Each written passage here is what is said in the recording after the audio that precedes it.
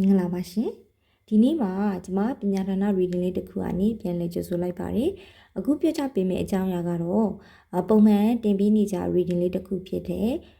တစ်ဖက်သူရဲ့ကိုယ့်အပေါ်သဘောထားခံစားချက်ပေါ့နော်ဒီဥစ္စာကတော့ timeless reading တော့မဟုတ်ပါဘူးအခုကစပြီးတော့ဒီဗီဒီယိုတင်တဲ့နေ့ကစပြီးတော့နောက်တစ်လအထိပေါ့နော်နောက်တစ်လအတွင်းမှာကိုရည်ရွယ်တဲ့တစ်ဖက်သူမြည်သူမဆိုပေါ့နော်အခြေရေးခံစားချက်ရှိတဲ့မြည်သူမဆိုကကိုယ့်အပေါ်ကိုဘယ်လိုသဘောထားတွေရှိနေလဲဆိုတာကိုပြောကြားပေးမှာဖြစ်ပါတယ်အဲ့တော့ဒီမှာတော့ပိုင်းလေးနှစ်ခုချထားပြီးပါတယ်ရှင်ဒီနေ့တော့ကျွန်မ crystal လေးတွေပါတင်ထားပြီးတယ်เนาะဒီဘက်ကတော့ဒါအဖြူရောင်လေးပေါ့အဖြူရောင် crystal လေးဖြစ်ပါတယ်အဖြူရောင် crystal လေးဖြစ်ပါတယ်အဖြူရောင် crystal လေးကပိုင်း1ပါ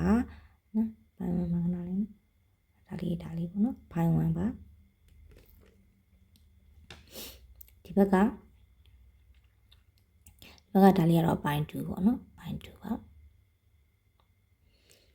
အဲ့တော့ဒီနှစ်ခုတည်းကကိုကြိုက်နေတဲ့ရပိုင်းလေးတစ်ခုကိုရွေးချယ်ပြီးတော့တွားရောက်နားထောင်လို့ရပါပြီရှင်ပိုင်း1လေးတွေအားလုံးမင်္ဂလာပါနော်အဲ့တော့ပိုင်း1လေးတွေနဲ့ပိုင်း1လေးတွေရဲ့တစ်ဖက်သူအကြောင်းကိုမပြောခင်အရင်ဆုံးတော့ဆင်မပိုင်း1ကိုဆွဲတဲ့အချိန်မှာတက်ပြင်းနေချမိနေတယ်အခုလဲဟောကန်ဒီကိုအရင်ဆုံးတက်ပြင်းချမိတယ်နော်ဘာဖြစ်လို့လဲဆိုတော့ပိုင်း1လေးတွေရဲ့တစ်ဖက်သူကကြာလာတဲ့ကက်တီအားလုံးမှာနာကျင်နေတယ်เนาะနာကျင်နေတာကိုဆယ်မမြင်ရတယ်ဆိုတော့ပိုင်း1လေးတွေရောနာကျင်နေလားပေါ့เนาะဒီနေရာမှာကိုယ့်ရဲ့တစ်ဖက်သူဆိုတာကိုယ့်ရဲ့ဒီအခြေခံစားချက်ကိုရည်ရွယ်တဲ့မြည်သူမဆိုပေါ့เนาะတချို့ကတော့ကိုယ့်ရဲ့အိမ်နောက်ဘက်ဖြစ်မယ်တချို့ကတော့ကိုယ့်ရဲ့ crush ဖြစ်မယ်တချို့ကတော့ကိုယ့်ရဲ့เนาะ situationship ပေါ့เนาะရည်စားတော့မဖြစ်သေးဘူးဒါပေမဲ့လည်းစကားတွေပြောနေလူဖြစ်မယ်တချို့ကတော့ကိုယ့်ရဲ့ချစ်သူရည်စားတချို့ကတော့ကိုယ့်ရဲ့ပြတ်သွားတဲ့ရီစာဟောင်း H ပေါ့နော်ဒါအမျိုးမျိုးဖြစ်နိုင်တယ်ဒါဘာလို့ဆိုမှထက်လဲပြောလဲဆိုတော့comment နေမှာအဲ့လိုဘဟုလူအတွက်ကြည့်လို့ရလားဒီလူအတွက်ကြည့်လို့ရလားမေးလို့ပေါ့နော်အဲ့တော့ပိုင်း1လေးတွေနဲ့ပိုင်း1လေးတွေရဲ့တစ်ဖက်သူကအခုလက်တော်လည်းအဆင်မပြေပုံရတယ်เนาะမပြေတာမှကိုရီနှစ်ယောက်ကြောင်မဟုတ်ဘဲနဲ့တော်တော်လေးကိုဂျားမှာအနောက်အချက်တွေအသားစီးတွေရှိနေပုံပေါ်တယ်အဲ့ဒီအရာကလည်းဆင်မပုံပွင့်နေပြောမယ်เนาะပိုင်း1လေးတွေရဲ့ဂျားမှာဒီဟာကတတိယလူပေါ့เนาะတတိယအကြောင်းရင်းတဲ့တတိယလူရှိနေတဲ့ connection တွေသုံးဖွင့်ဆိုင်အခြေရေးတွေလာကြည့်တာများလိမ့်မယ်เนาะအဲ့ဒီလူတွေကဒီပိုင်း1လေးကိုပို့ပြီးတော့ရွေးမိလိမ့်မယ်เนาะဒီ crystal လေးကိုရွေးမိတာများမယ်ပေါ့နော်ဘာဖြစ်လို့လဲဆိုတော့ဒီမှာကတစ်ဖက်သူနဲ့ကိုယ်နဲ့ကမှာဘာဖြစ်နေလဲဆိုတော့ပေါ့နော်ဒီအခုအစားပြီးနောက်တစ်လအတွင်းမှာဘာတွေဖြစ်မလဲဆိုတော့တစ်ဖက်သူမှာလေဒီတရားမျှတသောဆုံးဖြတ်ချက်တွေချဖို့ရှိနေတယ်เนาะဆုံးဖြတ်ချက်တွေတရားမျှတသောဆုံးဖြတ်ချက်ဆိုတာတခုခုတော့လေပြပြတသားဆုံးဖြတ်ဖို့တစ်ဖက်သူကလိုနေရပေါ့เนาะကိုယ့်ပေါ်တော့လကောင်းเนาะတခြားသူနဲ့ပတ်သက်ကြောင်းပေါ့လကောင်းဘလို့ပဲဖြစ်ဖြစ်အဲ့ဒီကိုနဲ့ပဲဖြစ်ဖြစ်တခြားပတ်သက်ကြောင်းနဲ့ပဲဖြစ်ဖြစ်ကလည်းတရားဥပဒေနဲ့ရင်ဆိုင်နေရတဲ့ကိစ္စတွေတချို့ဒီပိုင်းဝဲကိုလာရွေးမဲ့လူတွေအများကြီးထဲမှာတချို့တလေပါကိုပါလိမ့်မယ်ဥပမာပေါ့เนาะဟိုပေါ့ကွာရှင်းပြဆဲဖို့တစ်ဖက်မှာလုံနေရတယ်ဒါမှမဟုတ်ချင်းတစ်ဖက်မှာအရင်က committed ဖြစ်တဲ့ relationship တွေရှိနေပြီးတော့အဲ့ဒီအရာမှာပေါ့နော်ဒီတရားဥပဒေကြောင်းဆိုင်ရာမှာပါတချို့ဆိုလက်မှတ်ထိုးပြီးသားတွေရှိဖြစ်နေတာတွေတခုခုပေါ့နော်သိကြတယ်တရားဥပဒေနဲ့ကိုရင်ဆိုင်နေရတဲ့အကြောင်းရင်းတခုခုရှိတဲ့အုပ်စုတွေပါတယ်ဟောဒီပိုင်းဝန်းထဲမှာရှိတဲ့လူအလုံးတော့ဆိုလိုတာမဟုတ်ဘူးပေါ့နော်တချို့ကကြတော့လေဒီမျှတာရွေးချယ်ပေးရမယ့်အခြေအနေမျိုးတွေဖြစ်နေတာပေါ့ဥပမာဒီမှာတတိယလူရှိနေတဲ့အုပ်စုလို့ဆရာမပြောထားတာဖြစ်တယ်တတိယလူနဲ့ကိုယ်နဲ့ချားမှာဟိုဘက်အတွက်လဲရှင်းလဲလျှောက်တာပြားလဲလျှောက်တာဒီဘက်အတွက်လဲwin-win situation ပေါ့နော်နှစ်ဦးနှစ်ဖက်အတွက်မနစ်နာတဲ့နှစ်ဖက်စလုံးသုံးပွင့်ဆိုင်ရင်ဆိုင်နေရအဲ့လိုမျိုးကအဲ့တတိယလူမှာပြောချင်တာအရန်လေဂျားကြပြီးတော့သူ့ရဲ့ဆုံးဖြတ်ချက်တစ်ခုကဟိုဘက်လည်းမနစ်နာအောင်ဒီဘက်လည်းမနစ်နာအောင်ရွေးချယ်ပေးရမယ်အနေထားမျိုးတွေရှိနေရမျိုးလည်းဖြစ်နိုင်တယ်ဒါဒီကိုနဲ့ကြိုက်တာယူပါပေါ့နော်ဒီပိုင်းဝန်းမှာလာကြည့်မယ်လူတွေအများကြီးဆိုတော့အဲ့ဒီလိုမျိုးအခြေအနေတစ်ခုတော့ရှိနေဘလို့ပဲဖြစ်ဖြစ်တစ်ဖက်သူကအဲ့ဒီအခြေအနေတွေကြောင့်တစ်ဖက်မှာကြတော့လေသူကလေဒီတရားဥပဒေနဲ့ရင်ဆိုင်နေရတဲ့အချက်တွေရှိတဲ့လူတွေဆိုရင်လေအဲ့ဒီလူနဲ့ကလည်းလေကိုကဥမာပေါ့နော်တချို့ဖြစ်စဉ်တွေဆိုကိုကကွာရှင်းခြင်းနဲ့ကိုကဆိုတာကကိုသူ့ရဲ့တစ်ဖက်သူပေါ့နော်တစ်ဖက်သူကသူကိုယ်တိုင်ကွာရှင်းခြင်းနဲ့ဒါပေမဲ့လေတစ်ဖက်သူ့ရဲ့ဒီပတ်သက်နေတဲ့လူကကွာရှင်းမပေးတာမျိုးတွေအရန်ကို addict ဖြစ်နေရပါတော့သူရဲ့ဒီသုံးပွင့်ဆိုင်တွေမှာဆိုရင်တစ်ဖက်ကအရန် addiction ဖြစ်ဆွဲလန်းပြီးတော့ဘလို့မှအောင်ဖြတ်လို့မရတဲ့အခြေအနေမျိုးတွေဖြစ်နေရမျိုးတွေဖြစ်နိုင်တယ်ဒါဒီကိုယ့်ရဲ့တစ်ဖက်သူရဲ့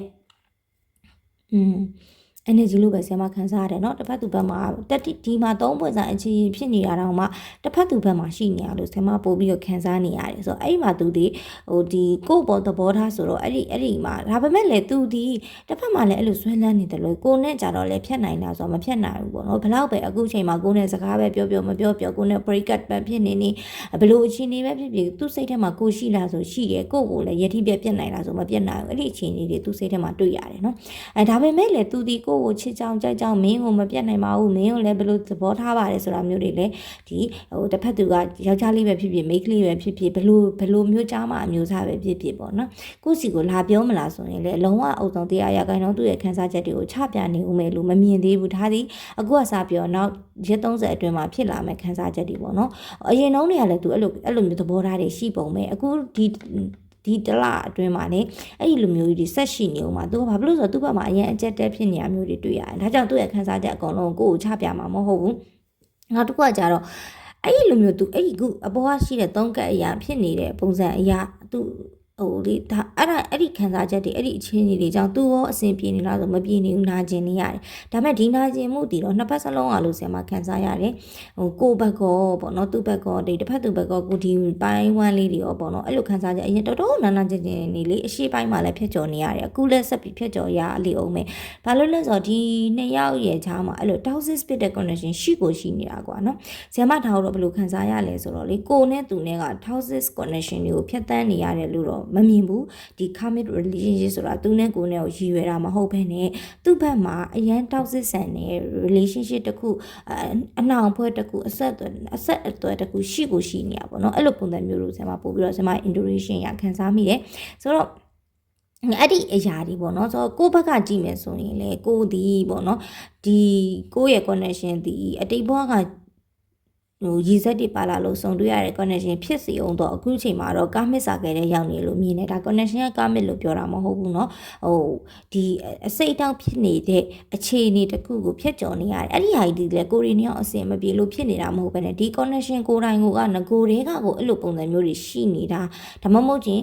ကိုနဲ့ပတ်သက်ပြီးတော့မှဒီလိုအခြေအနေတွေပေါ်လာတာမျိုးပေါ့เนาะအမျိုးတော့ရှိနိုင်တယ်ဘယ်လိုပဲဖြစ်ဖြစ်အခုချိန်မှာတော့ဒီကိုကစားပြီးနောက်ရက်30အတွင်းမှာတော့ဒီလိုအခြေအနေလေးတွေကဆက်ပြီးတော့လည်းဖြတ်ကျော်ရအောင်မယ်ဒါပေမဲ့လေတဲ့เนาะဆရာမကြီးဒါဆိုရင်တော့ကျမဒီပေါ့เนาะနားထောင်နေတဲ့ပိုင်းဝန်းလေးတွေနဲ့တစ်ဖက်သူပေါ့เนาะကျမတို့ရဲ့တစ်ဖက်သူနဲ့ကျမတို့ကပြန်ပြီးတော့အစင်မပြေနိုင်တော့လားဆိုရင်တော့မဟုတ်ပါဘူးတဲ့เนาะဒီ universe message လို့လည်းပြောလို့ရတယ်လို့သူ့ရဲ့စိတ်ထဲမှာလည်းကိုယ်နဲ့ပြန်အစင်ပြေချင်နေတာဖြစ်တဲ့အတွက်ဒီလအတွင်းမှာအစင်မပြေရင်တော့မှာပေါ့เนาะဒါတလစာပဲကြည့်တယ်ဆိုပေမဲ့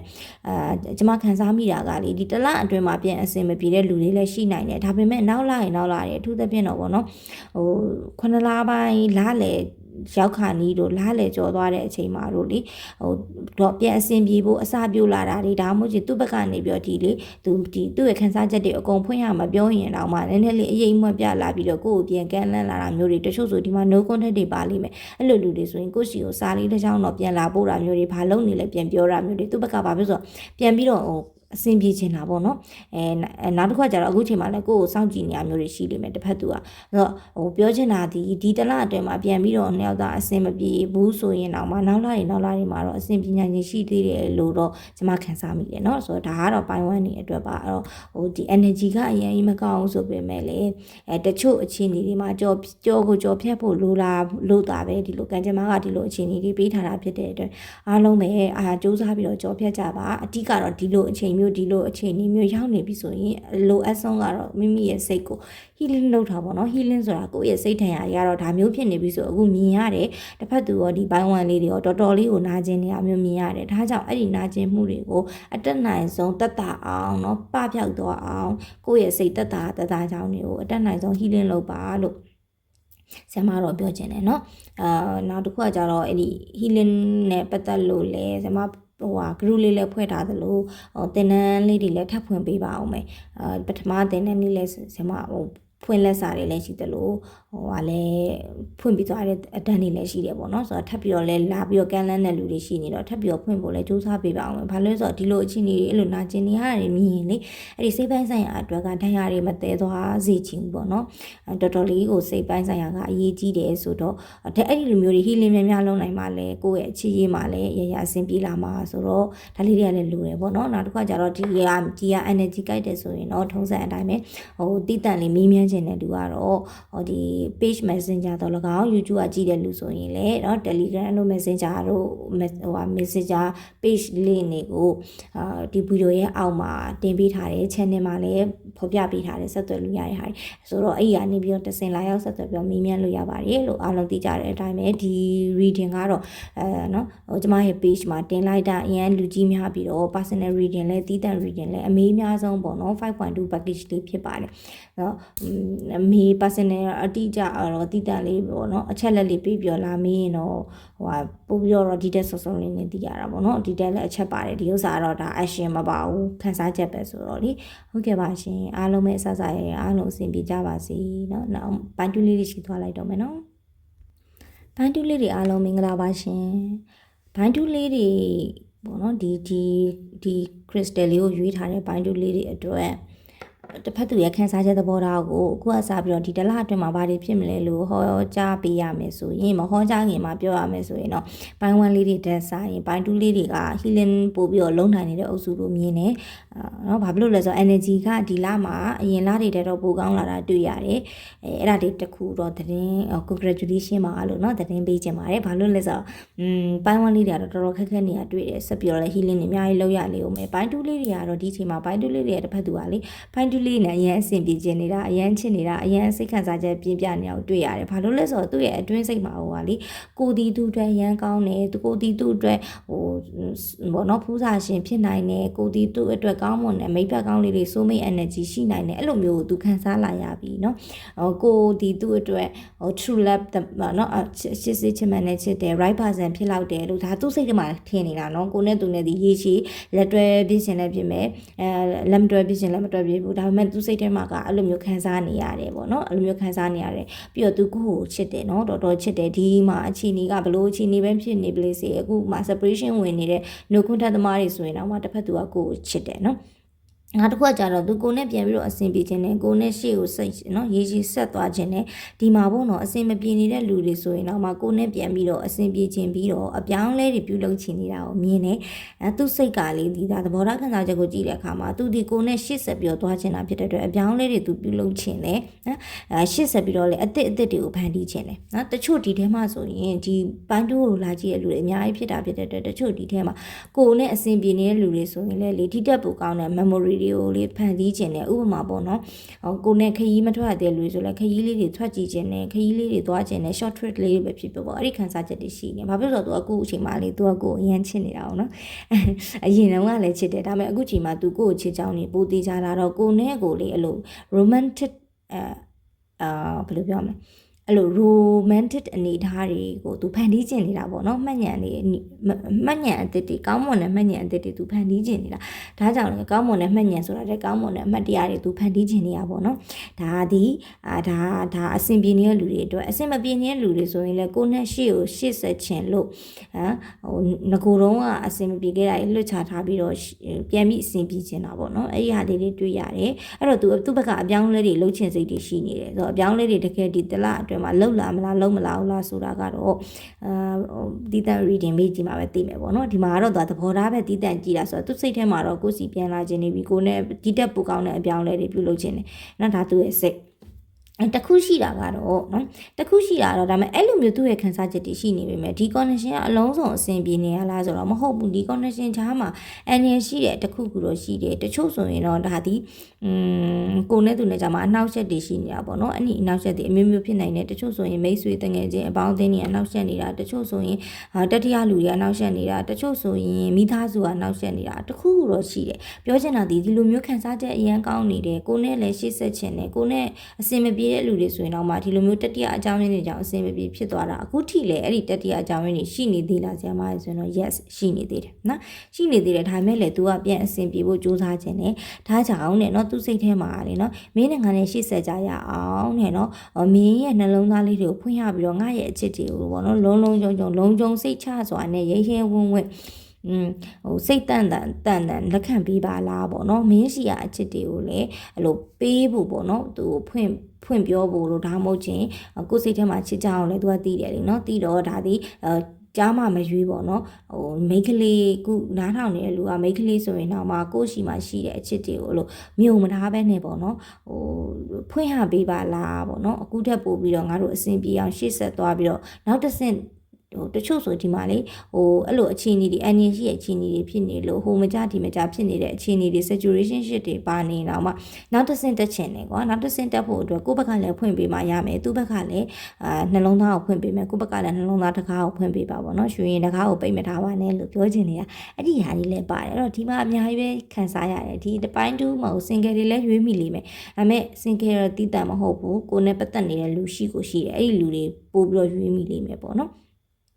ဒါတော့သူကတစ်ဖက်သူရဲ့ခန်းစားချက်ဆိုတဲ့ကတော့ကိုရည်ရွယ်ထားတဲ့လူဘယ်သူမဆိုတရားရောက်တော့ရှိလို့လာကြည့်ကြတာပေါ့နော်ဒီ reading ကိုအဲ့ဒီအတွက်ဒီမှာလုံးဝရည်ရွယ်ထားတဲ့လူမရှိတဲ့ single တွေတော့ဒီ reading ကိုတိတ်ကြည့်မှာမဟုတ်ဘူးလေနော်ဆိုတော့အဲ့ဘာဖြစ်ဆိုတော့ဒီပိုင်းတူးလေးတွေဒီတစ်လအတွင်းမှာတော့ချင်းနေကောင်းနိုင်နေနော်တကယ်တမ်းသူ့ရဲ့စိတ်ကူးတွေအတိုင်းအကောင့်တွေဖော်လာမလား action တွေယူလာမလားဆိုတာတော့ဆရာမဒီတစ်ခါ external reading နဲ့လုံးမထားအောင်ဆိုတော့သိကျင်တဲ့လူတွေကတော့ personal reading မေးကြည့်မှာပဲသိမယ်နော်အဲ့တော့ energy ကိုက်တဲ့လူတွေကတော့ personal reading တီးတန့်လေးမေးချင်တယ်ဆိုရင်တော့ထုံးစံအတိုင်းပဲ page messenger ကိုလာပြီးတော့စုံစမ်းလို့ရတယ် telegram လည်းရတယ်နော်YouTube ကလူတွေဆိုရင်တော့အမြဲတမ်းမေးပါတယ်ဘယ်လိုဆက်သွယ်ရမလဲဆိုတော့ဒီ video ကိုကြည့်လိုက်ရင် description မှာဖော်ပြထားတယ်ပြီးတော့ channel ထဲဝင်ပြီးတော့လည်းရှာကြည့်လို့ရတယ်ပေါ့နော်ဆက်သွယ်လို့ရမှာအဓိကတော့telegram နဲ့page messenger ကိုဆက်သွယ်လို့ရပါတယ်ရှင်เนาะemergency reading လေးတွေလည်းတချို့နေတွေမှာရနိုင်ပါတယ်เนาะလာရောက်စုံစမ်းကြည့်လို့ရပါတယ်ဆိုတော့